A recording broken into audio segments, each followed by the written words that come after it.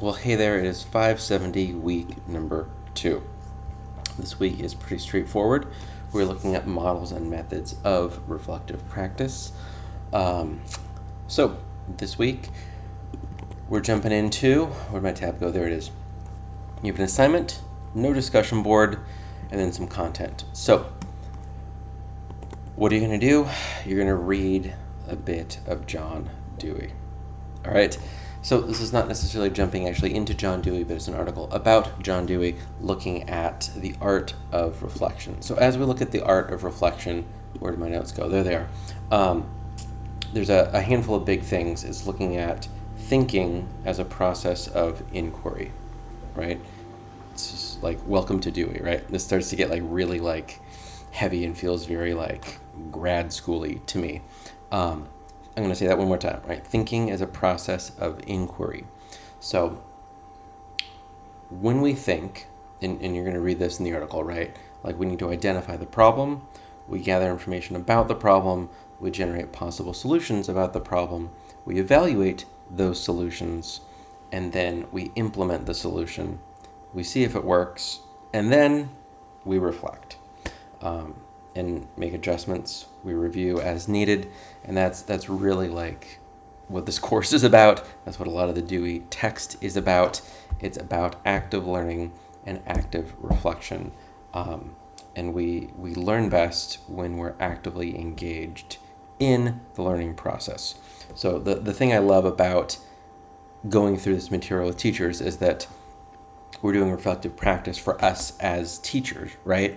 But we are teaching as we are doing this. So we're like the nesting dolls version of it. It's kind of meta, where we're reflecting on our learning as our students are learning. But it's very much about like our reflective practice, right? So that's what that article is about. There we go. Week 2, you do not have a discussion board, but you do have that weekly Microsoft Flip. I caught myself from saying Flipgrid. Maybe I'll just say Flip. Curious what you say. It still feels very new. I said Flipgrid for so long. It's weird to say anything else. Flip, Flipgrid, Microsoft Flip. I think these are acronyms. You're going to have that weekly post. Make sure to do that. I already said you do not have a discussion board, and so that brings us to your personalized approach to reflective practice. So this was a pretty big assignment, 50 points total, which is weighted pretty heavily, and most of what you're doing in week 2 is on this Google Doc. There are, let me count, 6 different steps you need to do before you can really start. So it's like looking at getting started with reflective practice. It's looking at different notes and examples of different models of reflective practice. There's an article about how to become a reflective teacher. There's an article about making time for reflective practice. There's a video about reflective teaching practices, and there's another article called Reflective Teaching. All of that is in the Google Doc called EDUT 570 Assignment 1. Assignment 1 is developing a personalized approach to reflective practice, right? So you're probably going to look at the week 2 content and go, oh, there's only like one thing to read. No problem. Yes, and the assignment, the Google Doc, has several more things with it. And what you're going to be doing is creating your own diagram. You're going to give it a name and probably name it after yourself. You can use a variety of things. Canva seems to be where people get the most professional product done the quickest. So if you need a recommendation, that would be my recommendation. I'd avoid Google Drawings. That tends to look like, best way to describe it perhaps is how my second graders would create graphics. It works, it gets the job done, but you don't look at it and go, oh, nice. Where'd you get this from? You're like, oh, you clearly were using Google Drawings. So I'd encourage you to stay away from Google Drawings, because as we look at the grading rubric, diagram aesthetics is that's a row, so make sure that you're being thoughtful of that, and just go through that rubric as you look at what those steps are. You're going to be coming back to this again and again and again, so really kind of put some thought into what your model, your approach is going to be for reflective practice. And that's the big assignment this week. That's most of where your work's going to go, is having that Google Doc open, going through all 6 of those videos or articles, and then creating your own personalized reflective practice approach. If you have questions, reach out. The last thing I'm going to leave you with is this is a wild week for artificial intelligence in education. You're going to be hearing about this in a lot of weeks, like not too far away. I have Matt Miller's AI for Educators book. Got like 3 pages in and decided I'm going to just play with ChatGPT. Google announced this past week that Bard, B-A-R-D, is now open. If you have a school account, it might not be open.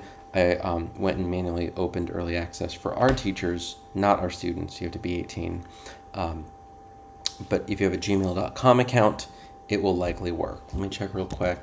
Google Bard. Using our Concordia accounts. Meet Bard. Sign in. Is it going to let me? Try it. Yeah, it's not supported. So the CUI IT team has not enabled it for us. So don't use a Concordia account. Use a gmail.com account, just a Google account, and you'll be able to get into that. It's an alternative to ChatGPT. It feels less helpful for me so far, but you get a few big things. You get references. You get up-to-date info. ChatGPT was last updated in 2019. And then you can add images. You can like drag and drop images. So I was talking with Ken, the director of our makerspace, and he wants to be able to upload a piece of art that he painted and get a description. So ChatGPT won't do that. It's just like, help me do this, write a draft of this, give me a lesson plan for that. But Bard will actually like look at an image and then you can interact with it. Like, give me a title and description for this. Give me 8 titles for it. Use this word and give me 5 more. It's pretty powerful. So this whole idea about AI in education is not connected to this course, but it is very much drastically impacting education, like big time. So I'm going to throw in some learnings and some thoughts kind of as we go most weeks. This week I was very excited until this afternoon about a project I did. I started on Monday and I was all set to finish it Friday on my way out, just working on it kind of here and there throughout the week. Where I wanted ChatGPT to actually write some code for me. I have a friend that was doing this, John Spencer, who has a great blog, by the way. And I wanted to pick something fun and silly so that I wouldn't break anything at our school and so that I'd be a bit more motivated than I might otherwise be. So I play a silly little Star Wars game on my phone, and there's a particular workflow where like you have to battle some guys. And when you do that, depending on what they put, there's certain squads you should put. Okay, I'm not going to get too deep into it, but it's like a very, like, you can Google it, there's a spreadsheet you can reference that's like, if they do this, then you do that. And if you have the counter to their squads, you will almost always win, right? So that is that. It's like, cool, like, hey, ChatGPT, here's what I want to do, give it some details, describe the game, what the thing is, what I have. I want to use Discord to get the command, and I want to use Google Sheets to grab the data.